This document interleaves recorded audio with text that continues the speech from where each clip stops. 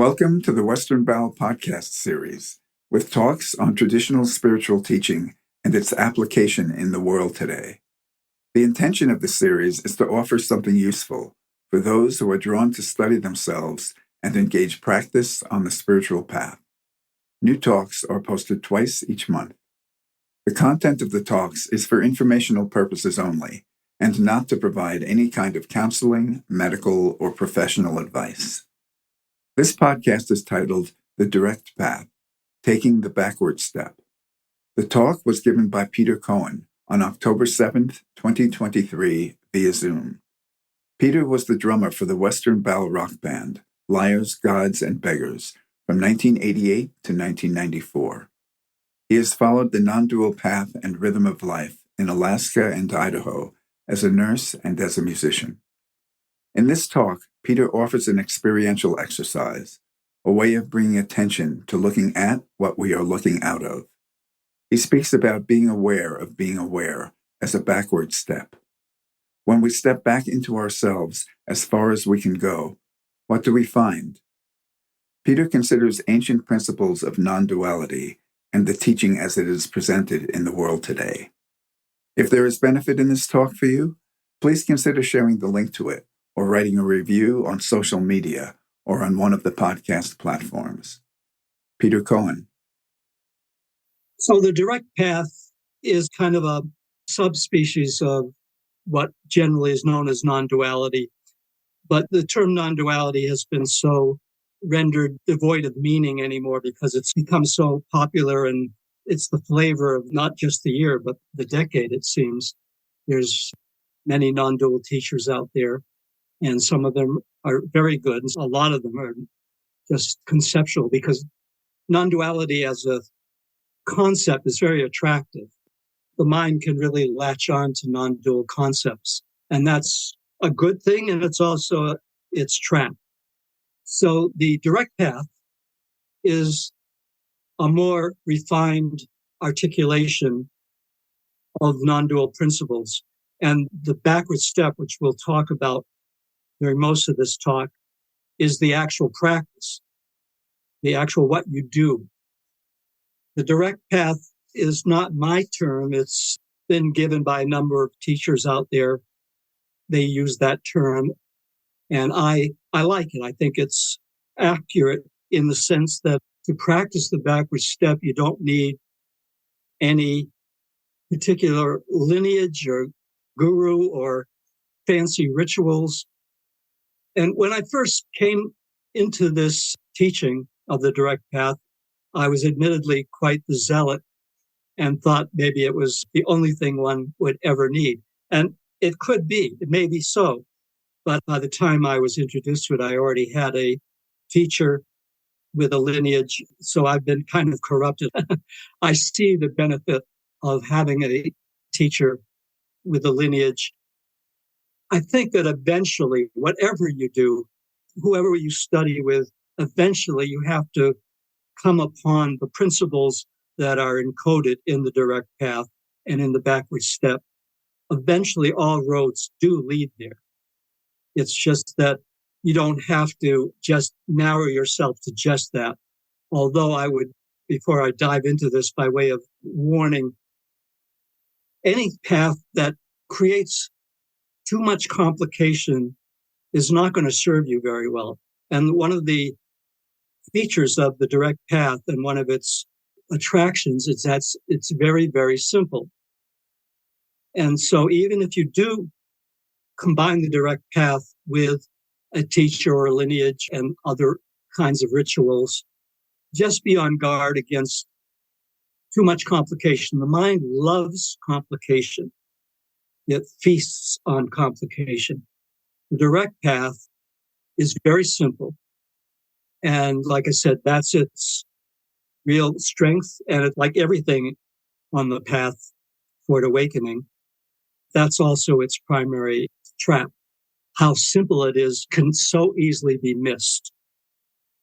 Some people that I've talked to about this have protested that it sounds like it's a form of spiritual bypassing because it seems like it doesn't address psychology very much. It doesn't address the ordinary egoic neuroses that most of us have?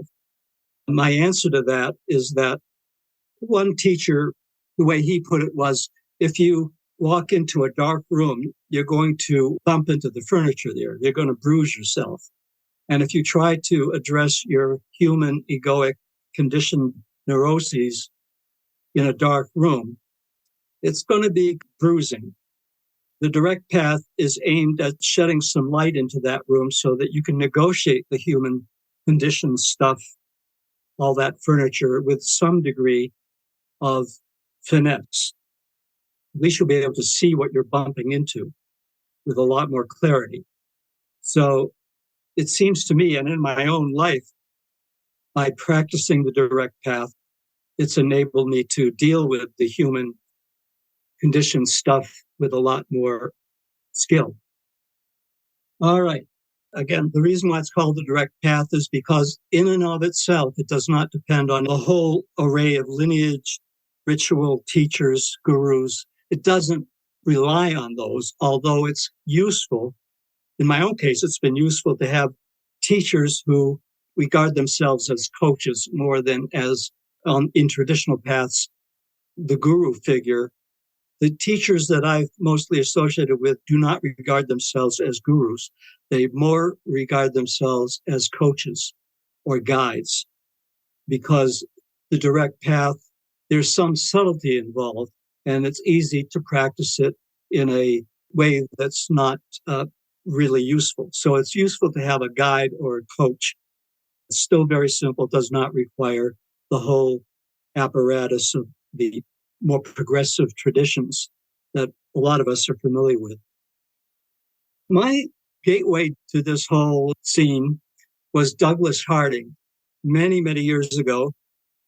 Douglas Harding was this very endearing British guy, and he developed a bunch of exercises. He called his way the headless way, and you'll see what he means by that in a minute. I'm going to actually invite you to follow along with his instructions. Rather than putting it in my own words, I'm going to use his words. I think they're better than anything I could say.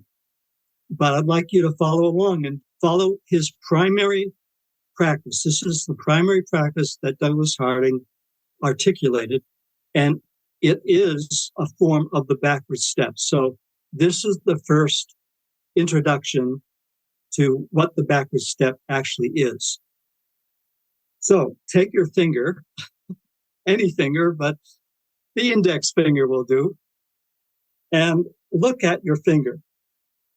And I'm going to read Douglas here. Look at your finger, which is the great instrument we employ here, and look at what your finger is pointing at. Start off by pointing at the ceiling.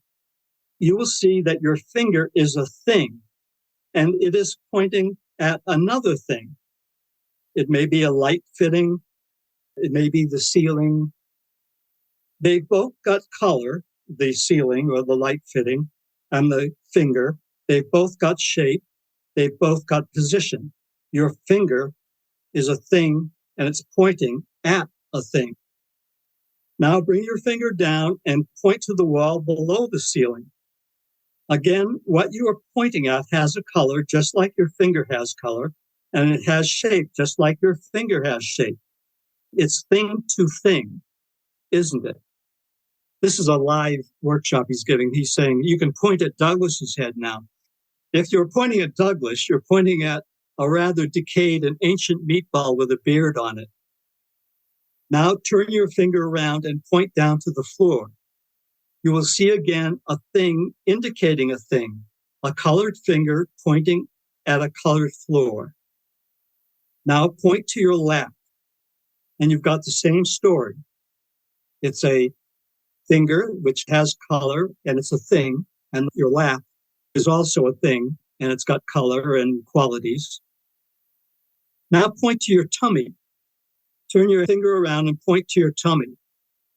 Look at what you're pointing at. It's thing to thing. Your finger's a certain color, the tummy's another. Now point to your chest. It's much the same, isn't it? Now point to what's above your chest. Point to what you're looking out of. What is your finger pointing at now on present evidence when you drop imagination, drop conditioning, dare to be your own authority, and look at where you're coming from? What is your finger pointing at? Is it pointing at an object, a solid, small, limited thing for relating to those other things out there? Or is it pointing at room for those things out there?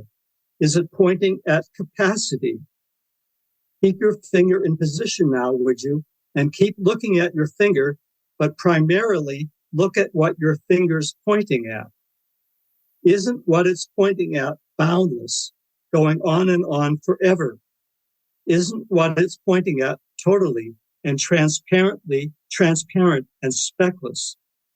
And isn't this speckless, boundless capacity in receipt of the scene, of the room, of the wall, and what you were looking at? Because it is empty of the scene, isn't it absolutely united with the scene? Isn't it awake? Isn't it alive to itself? Will you find awakeness anywhere in the world but here? Isn't this where awareness or awakeness or I amness belongs? Does it belong anywhere but here? You're the authority. We are always looking at things. What the blazes are we looking out of? So a handy way of rephrasing that is look at what you're looking out of. When you point your finger at what you think is your head, other people think you have a head. When I look at you, I see people with heads. But when I'm doing this, I don't have a head. I have emptiness. I have capacity for everything, just on present evidence, not on what you've been told, not on what you see other people having. Other people looks like they have heads. But when you look at what you're looking out of, and by the way, hear what you're hearing out of and feel what you're feeling out of, and go through every sensory apparatus you have, and you can do the same thing. You can do this any old time. In fact, I do it numerous times throughout the day. Looking at what you're looking out of. There's no thing to thing. It's no longer thing to thing. It's thing to no thing. It's spacious. It's capacity. And how this relates to the backward step is that you've just taken a step back into yourself. You've ceased relating a subject to an object, the finger to an object, the finger to a ceiling, to the wall, to your tummy, whatever. And suddenly it's no longer subject to object. It's no longer thing to thing. It's thing to no thing, thing to capacity, thing to emptiness. This other ways into the backward step. But like I said, that was my first introduction to it. For me, it was absolutely revelatory. I don't know if that makes me strange, very strange, but that was a mind blower to me. Because when I went like this in D, it was like an implosion. Suddenly there was no thing to thing. Okay, so I can move on. No questions, anyone? To consider what it is that I'm looking out of. What is it that is aware? To me, that's a question with no answer. Right. Well, we'll talk more about awareness and other practices of the backward step that lean on awareness. This one is more talking about awareness as capacity, as empty, like if you're looking at what you're looking out of, suddenly what I'm aware of or what's happening here is capacity for everything. There's nothing here. There's nothing there except capacity. It's empty of its own solidity, but open to everything. So in Douglas Harding's sense, awareness is more like capacity. That's the word he uses a lot. And that's a pretty good definition of awareness, that it's not a thing. Again, it's no longer thing to thing, but it's thing to no thing. Awareness is no thing. Well, What I think is that whoever I am, is looking out at everything. And it's this idea of myself that is perceiving everything. I mean, you're saying that it's much bigger than that. I'm looking out of nothing. I mean, looking out of emptiness. It's just empty of anything solid. So Douglas Harding's key phrase is look at what you're looking out of. And Ken Wilber also has a very handy phrase, which is the simple feeling of being. If you step back, here's where we get the backward step. When you step back into yourself as far as you can go, imagine, it's somewhat a game of imagination, but when you get there, you see it's realer than anything imaginary. Because when you step back as far as you can go, all that's left is the feeling of being. And it's simple. Ken Wilber calls it the simple feeling of being. Like I said, this is a very simple practice, the backward step. The simple feeling of being. That's it in a nutshell. That's the whole practice, because your being is the only thing that you know for sure. You can't be sure of anything else. There's absolutely nothing else in existence that you can be sure of except the fact that you are, that you exist. So you could say the simple feeling of your existence. So I find that very useful to step back as far as I can go into what I'm calling myself. And when you go as far as you can go, all you can find is being. And you can't even call it myself. You just can call it your existence, if you need to call it anything. Another phrase that's used often by backward step teachers is, who is looking out of your eyes right now?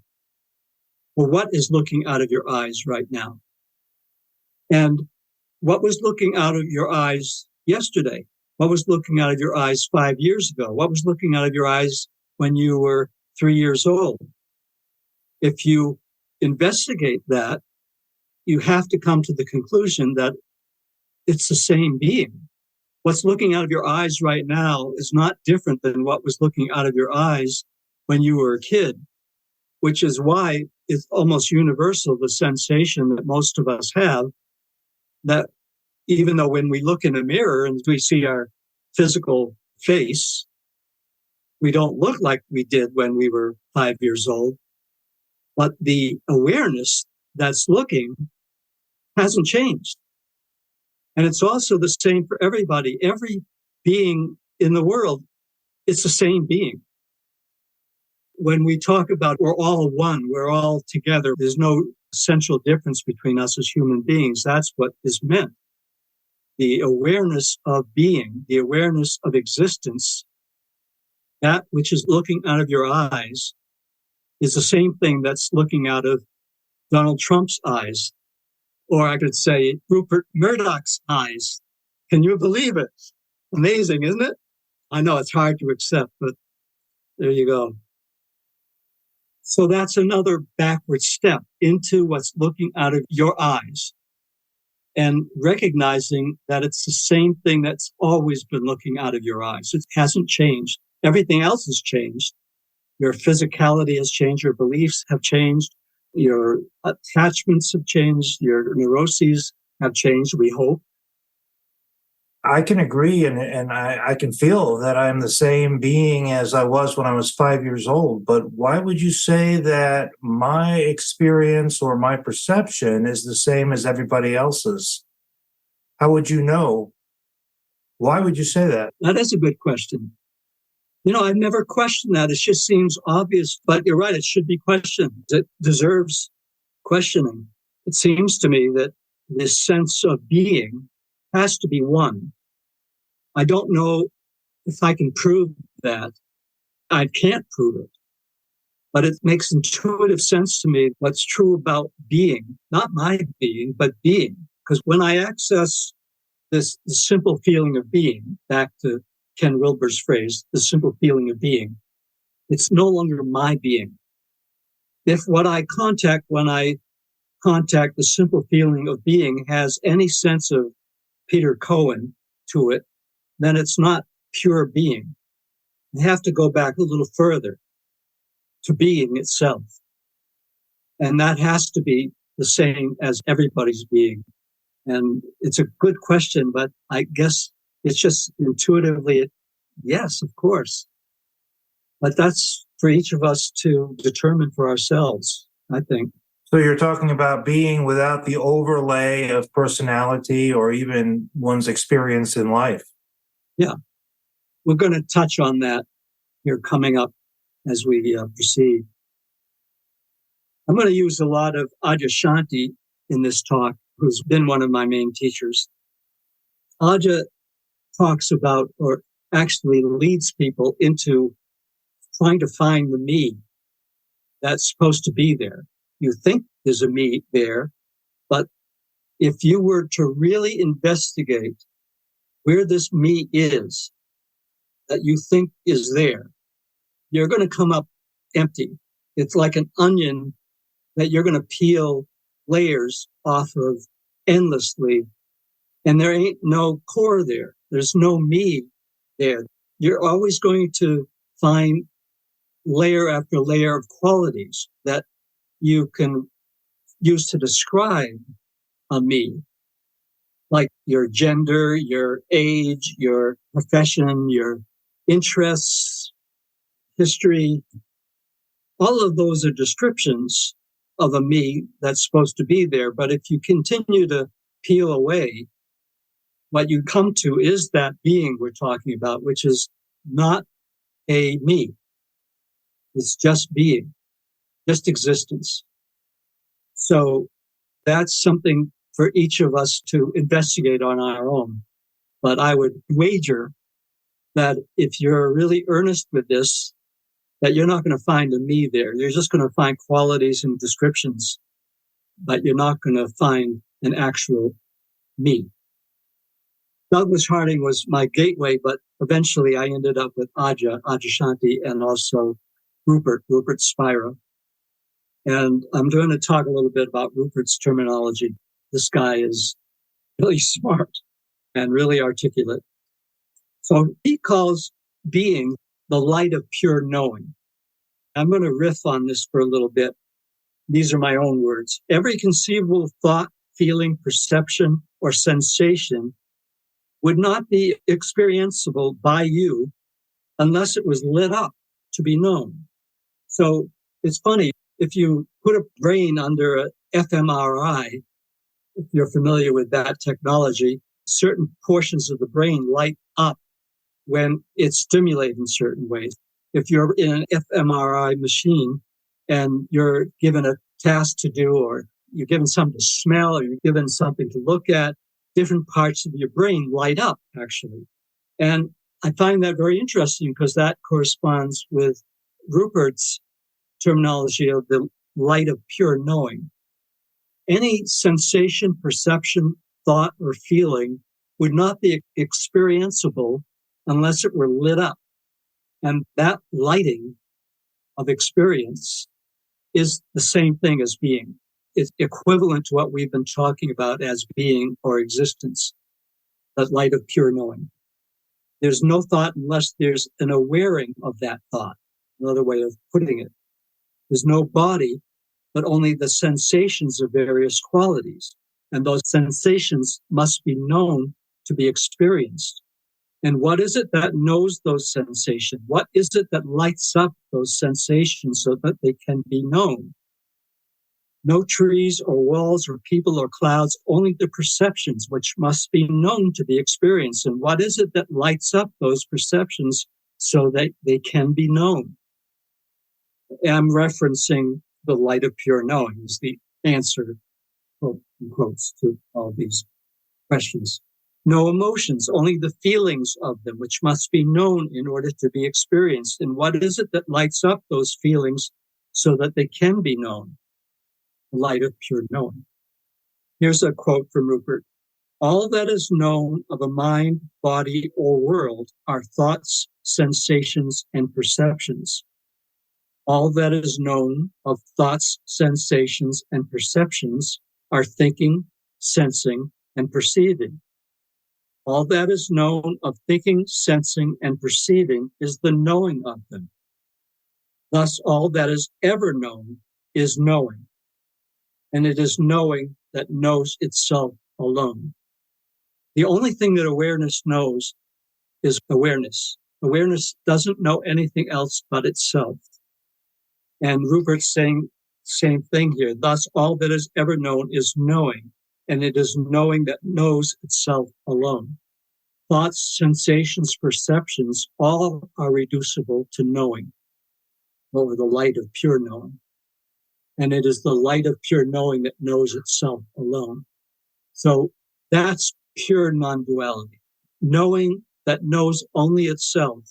To me, that's what makes this so simple. It reduces the whole universe of spiritual ideas and spiritual concepts and spiritual teachings and spiritual on and on and on to simply being aware of being aware. If the only thing that is aware of being aware is awareness itself, or knowing, the only thing that knows anything is knowing itself, or the light of pure knowing. I like that phrase because it denotes that lighting up of experience. Nothing would be experienceable unless it were lit up so that experience can occur. All there is to a thought is thinking, and all there is to thinking is knowing. All there is to an emotion is feeling, and all there is to feeling is knowing. All there is to a sensation is sensing, and all there is to sensing is knowing. All there is to a perception is perceiving, and all there is to perceiving is knowing. Thus, all there is to experience is knowing, and it is knowing that knows this knowing. Being all alone, knowing or pure awareness is whole, perfect, complete, indivisible, and without limits. There you have non-duality in a nutshell. Here's another way to approach this, and it is a backward step again. I'm paraphrasing Rupert here. If you were to ask God what name he would give to himself, he would say, I. In fact, that's exactly what he did. I am that I am. I is the name that whatever knows itself gives to itself. Let me repeat that. I is the name that whatever knows itself gives to itself. So when you say I, referring to yourself, that's like portal. If you were to follow that I, again, as far back as you can go, you would encounter pure existence or pure being. And you could call it I. And like Nisargadatta would say, I am that. Whatever he would encounter, whatever he would perceive, think, feel, sense, it was always I. He lived from that being. He had taken a backward step as far as he could take it and had ended up with I. Whatever knows itself gives to itself that name, I. It's a holy name. I is God's name in each of us. That's a quote from Rupert. I is God's name in each of us. Now, being aware of being aware, it's a similar backward step, but it's another way of phrasing it. If you can become silent enough so that you can be aware of awareness itself, you'd be taking the backward step. The tricky part of it is that awareness is not an object. So when you're aware of awareness, again, like that pointing finger, it would not be thing to thing. Being aware of being aware is taking you out of the subject-object field once again. It's catapulting you out of that whole duality. So it's tricky. Being aware of being aware, you have to approach it very gently. You can't insist upon finding an object there. Just the same way as when you look in the mirror and you see Your physicality has changed from when you were 5 years old, but your being hasn't changed. Your being is the same. That takes becoming quite silent and allowing that collapse of subject and object to occur. If this whole discussion sounds very heady, it doesn't have to. Adyashanti, in particular, brings this whole practice down to the level of the heart and even further to the level of the gut. His teaching makes a definite distinction between awakening at the level of the head, which is more like clarity, awakening at the level of the heart, which is more relational, and awakening at the level of the gut, which is more existential, the very base of your existence. I'm paraphrasing Ajahn here. The I that is always awareing, if it has any quality whatsoever, it is that it is conscious. It is awake. It knows that it is. It doesn't know what it is, but it does know that it is. That's the I. It doesn't know what it is, but it knows that it is. And that's the same with that simple feeling of being. You can't know what being is, but you can know that it is. And that's, in fact, the only thing you can know for sure. The only thing you can ever know for sure in this whole universe is that you are. You can't figure out what you are, but you can know that you are. So the feeling quality of that awareing is the one heart. It's awareing from your experiencing center as opposed to your conceptual center. If you can back up into yourself and become aware of awareness, but not just as a concept, but feeling it here, to be aware with the heart, with intuitive feeling, to bring the heart and the one I together is being. Being aware of being aware can get you there to the heart. But with Ajah's teaching, it's more intentional. It's really being aware of awareness from here. So this whole consideration of the backward step is not just a way of awakening at the level of the head or the mind. If practiced fully, it awakens the heart. And Ajah is saying the movement from I am this to just I is the whole game. To not just think into I, but to feel into the I. So we're so habituated into thinking, I am this. I am cold. I am hungry. I am lonely. I am smart. I am stupid. On and on and on. And that's the habit most of us have.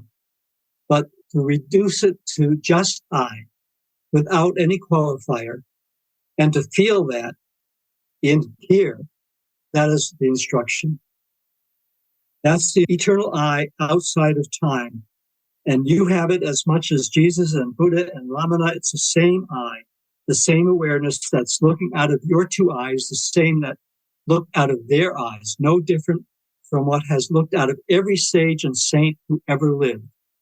Ajah was not big on lineages or gurus, and this is why he thinks that people take it for what it's worth. People who put too much devotion towards a teacher who is supposedly better and more than they are missing the boat.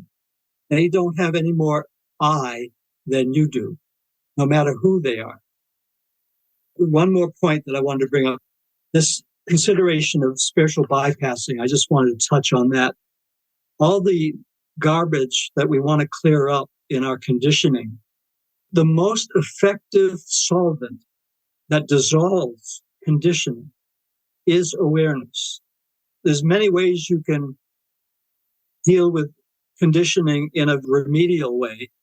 You can go to therapy, you can progress in a remedial way, but the ultimate solvent to all our neurotic issues is awareness itself. If you can imagine all the aspects of your conditioning as little entities that just want to be loved, they just want to come into the light, again, the light of awareness. That's what they're looking for. If you can welcome all those problematic parts of yourself into the light of awareness, awareness itself will do the work much more effectively than any psychotherapy can ever do.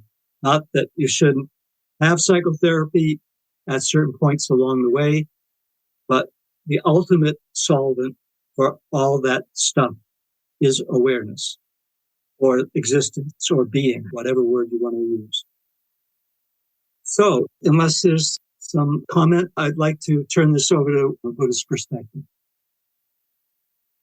Well, the teaching of non-duality is the crown jewel of Buddhism. And even though there are practices that are incredibly elaborate throughout Buddhism, this is the crown jewel. I certainly agree with most of your description of awareness, but I think it would be a little tricky for me because there are too many questions that you ask of awareness and too much you ask it to do. I'll just tell you the simplest practice that we use. You can go all the way through Buddhism. You can go all the way to the very end, and then they give you this. After many, many years of all these other practices, they give you this. And this is so simple, so very simple. And it's basically a little bit different. It's called separating mind from awareness. And we have practices called separating samsara from nirvana. So you're separating mind from awareness. And the way I've presented this is in meditation. Well, you have to get the proper relationship to your thoughts. You have to be able to identify your thoughts. Awareness is presented as the clear blue sky. You know, you're looking at the clear blue sky. Some clouds come along. That's thought, right? Then when the clouds come along, we start paying attention to the clouds. We start paying attention to thought, and then we're gone. But awareness is beyond all of that. It's the background for all of that. So you just become familiar with separating those two. And with doing so, you become more able to rest in the pure awareness that is the sky. That's the simplest, although there's some extremely complex activities to arrive at that simple point. Good, thank you. Well, non-dual teaching, I would say, probably is the crown jewel or the core of Hindu teaching as well. The Upanishads, Advaita Vedanta, all get down to this, really. But the way that non-dualism is practiced in the West, at least as much as I've heard, I'm no expert on this, but from what I've seen, we can consider the truth. And that's not the truth, how we consider it. To me, it seems like a backward step can be like withdrawing into oneself, into this state of this peaceful place. But what I've seen is that the greatest realizers, many of them were working constantly. They worked constantly. Mm-hmm. Many of them really worked with their students. The only way that I can grok this is that the silence that sometimes occurs for me when I'm in meditation or something, when I might say I've taken some steps back, when I'm in the midst of activity, that all goes away. All of a sudden, all of the dualistic emotions, lust and greed and competitiveness, and everything else comes up.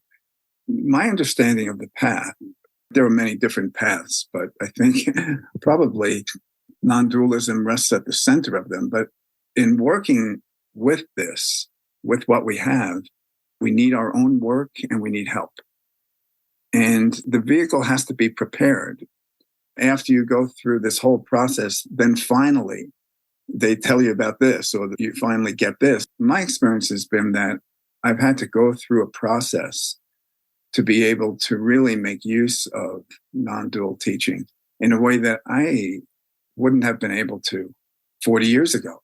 And wherever I'm at now is just beginning also. So just to look at this truth and believe that it's all done on one level, that's true. On another level, I think that there's a lot of shadow that shows up on the path with very experienced practitioners who haven't done other kinds of work on themselves? For myself, I'm cautioning myself because I have a mind that loves complication. That's the nature of mine. Mind, that's what it feasts on, is complication. Problems, solving problems, that's what it does. It's its nature. I would just caution against unnecessary complication. And by the way, non-dual teachers that I've respected are very much in the world, very active, very functional human beings. Nisargadatta, for one, ran a tobacco shop. Ramesh Balsekar is another guy I really like. He was the president of the Bank of India, banker, a big shot, major financial guy. Yet he was totally awake, however you want to define that. He was a guy that I would call a non-dual teacher. What I'm talking about here, being aware, and that whole thing, the backward step, is not in opposition to being functional and delighting in life, delighting in all the feast of the world, this phenomenal world. Absolutely. In fact, it makes you more available to all that good stuff. Does non-dualism have a consideration or opinion of what happens to us after we die, after our body dies? No, because what's happening right now is what's happening after, quote, we so-called die. It's no different. This is it. This is all it is. This is it. There is no going anywhere. You're already there. You're already here, and you won't be going anywhere else. You, meaning you, the I that you are, is not going anywhere. Even though it's used often by non-dual teachers, I don't even think that karma has a role in true non-duality. I think it's just a neat way for the mind to make things more understandable to the mind, to account for how things seem to have turned out. And so that's an alternative way of thinking or belief system than something like Christianity or, let's say, Gurdjieff, I would say, wouldn't you? I'm somewhat familiar with Gurdjieff's teaching, but I don't know what his stance was about karma or after death. Certainly it's different from what I call exoteric Christianity, Christianity based upon beliefs. It's very different from that. But it's not different from esoteric Christianity, like Meister Eckhart taught. And the Desert Fathers, not different from that. I don't know what Gurdjieff had to say about after death. That there's some preparation that we could be doing in this lifetime, whether it be for heaven or whether it be towards some continued life in another form. Whereas what I'm getting from you is, to simplify it, is sort of like be here now. And I'm asking, is that the end point of the teaching, so to speak? Yeah, because reality is reality. Reality doesn't change after the body goes. Reality is what it is. There's no change there. That's what I mean by complication. All these systems strike me as just the mind's way of making sense of phenomena. I don't think there's anything to it, any of that. My humble, ever so humble opinion. We have a lot of those preliminary practices in Buddhism, those extremely complicated practices, but they all have at their core this understanding. And you're always creating things and then dissolving them, creating and dissolving, so that you see, after years and years of doing it, that there's nothing behind that. Trungpa Rinpoche taught Ati, as we say, or Dzogchen, or the non-dual path from the very beginning, from the very get-go. And then everything else was introduced. If you could use them to see directly into the nature of awareness, that would be terrific. But most people can't. They have to go through years and years of this stuff, and it limbers the mind up. It opens the mind to being able to empty itself. The mind is more able to empty itself and then to catch the moment of awareness. But all in all, there are many similarities. And my other teacher was Ramana Maharshi, and he just taught it by his being. If we could get that, that'd be great. It would be great. I would like to mention, too, as long as we're talking teachers, about my own teacher, Lee Lozowick. Right from the time he started teaching, he used the phrase just this, what he called assertion. And then he didn't speak about it for another 10 years. Then he didn't speak about it for another 10 years after that. In retrospect, I realized that it's true. I needed to be limbered up. The way that I rigidly looked at life couldn't hold this. And I just wonder if non-dualistic teachings can be the mind's way of making sense of reality so that it avoids limbering up. I think that, I don't know what percentage, maybe 75% of the teachers now calling themselves non-dual teachers and having followings on YouTube and such are conveying something that doesn't have the juice, doesn't serve anybody. It's just conceptual, because the mind loves non-dual ideas as much as it loves karmic ideas or ideas about heaven and hell. You name it, the mind loves that stuff. And it loves non-dual ideas as much as it loves all that stuff. But what I've tried to do today is to ask you to experientially follow with me, like with the finger thing or stepping back into yourself, actually doing it, not theoretical, just really doing it. There's a difference. Well, so any belief system can make us feel secure, whether it's an explanation of reality or an exoteric religion. Our task, I guess, is to look beneath that and observe ourselves and see how we might be making use of a philosophy rather than trying to survive as a separate individual. And I can even use non-dualistic teaching to do that, be out of touch with that maybe. You were involved in a rock and roll band. Yes. Do you feel like you would have been able to use the non-dual teaching as you do today, or to have plumbed it to the depths that you had if you hadn't done things like that? Good question. That's what I meant at the very beginning when I said that I was corrupted early by having a teacher and by his having put me through terrific stresses, like in the Gurdjieffian sense.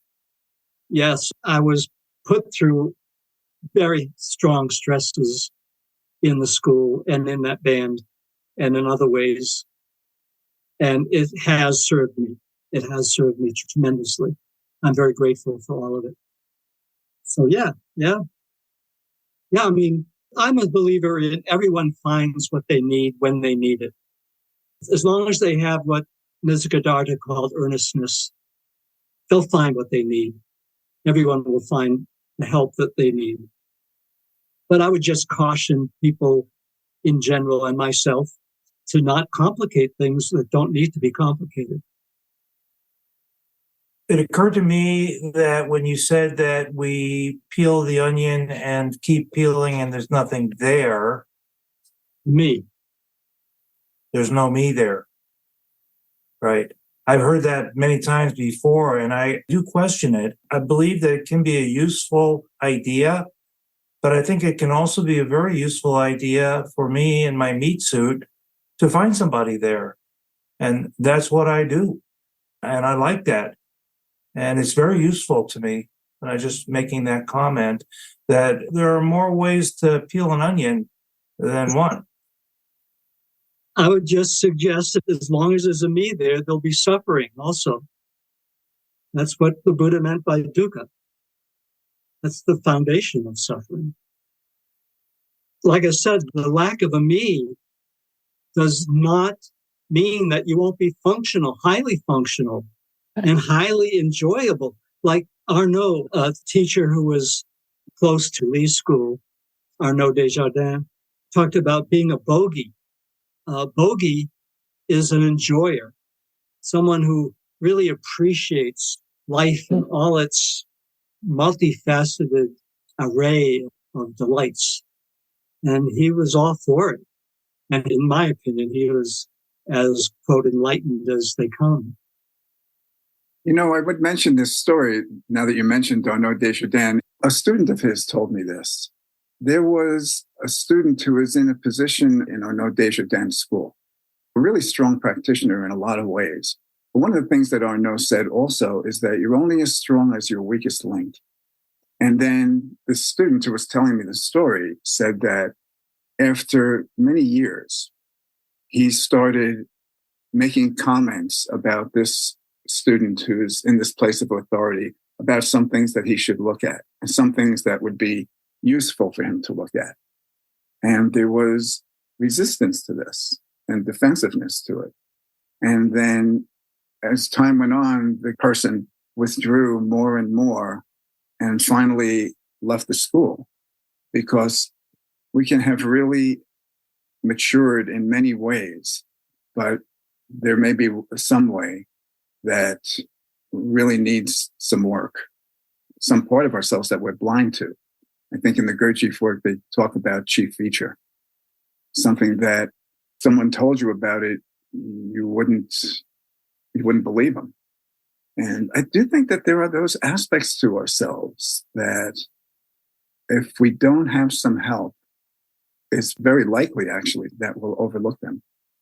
To me, I look at the spiritual scene today with so many scandals and like that, and I really think that most of the people involved in these kind of things are really well-meaning people and mature practitioners. And there's some area that needs some attention. There's one little wrinkle in all that. When I say that our conditioned neuroses and parts of ourselves that we would like to purify, it doesn't mean that you become perfect on the personality level. All the great teachers had their quirks and foibles. The only important thing is that those foibles and quirks are not the source of suffering for either themselves or others around them. The personality self, the me that has quirks and such, can be operative, but it doesn't define the I. It doesn't define what I is, and it doesn't have any impact on the I. Yeah, I so strongly believe, having had a teacher who had such an outrageous personality, I was forced to look at this fairly early on. And personality is a different thing. Personality is something that's separate from awareness or the person's immersion in awareness. It's just personality. We'll still be the same jerks that we are now. Yes, but there's something about, for people who have found themselves in that state, how their activity, their personality serves the whole. I mean, if non-duality is true, you're serving another aspect of yourself in a way. And I really don't think it's true for every spiritual authority. Trungpa Rinpoche seemed to be the real deal from what I could tell. Gosh, the books by him are sublime. The riddles that are in the form of people like Trungpa Rinpoche, I'll never understand. I'm just at peace with not understanding whether they truly serve others to the degree they could have. I don't know. Worked for me. There's some things that I just said that relate to this. No matter what doubts, what confusions arise, none of them affect the formless I. So the question, what do I do about whatever confusions, sufferings, neuroses, problems I'm experiencing? His advice is to welcome them all in, but from the formless I. Let them interact, that is, the neuroses with the formless I. Don't do anything with it. Let the formless I do what it does best, which is dissolve that stuff. Well, the stuff that needs dissolving, the other stuff is stuff that doesn't matter. It's irrelevant. There's a transformation that occurs when human conditioning is brought into the field of the formless I. It's an alchemy that occurs. You can watch as the elements of human conditioning become transformed in the field of the formless I. The formless I is the I that's distinct from the me, the I that is awareness, the I that is the unconditioned. That is what preceded our birth and will still be there after we die, and has never changed and will never change. The secret is and has always been simplicity. As soon as we move into complexity, we get lost. That's its beauty. As soon as we move into complexity, the power of the self gets dispersed in 100 directions, and then it loses its energy, loses its juice. That's the challenge and the beauty of simplicity. Those are words from Adya. I love that.